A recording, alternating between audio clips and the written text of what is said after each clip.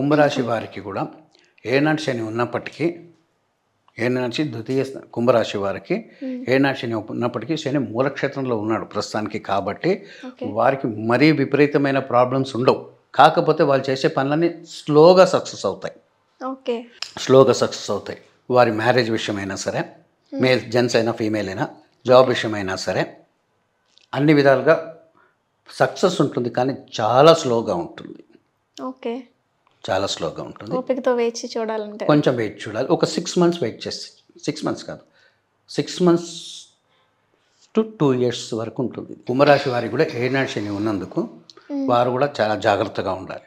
కుంభరాశి వారికి ఏనాటి శని చివరి దశలోకి వస్తుంది, అంటే ఆఖరి 2.5 years వస్తుంది.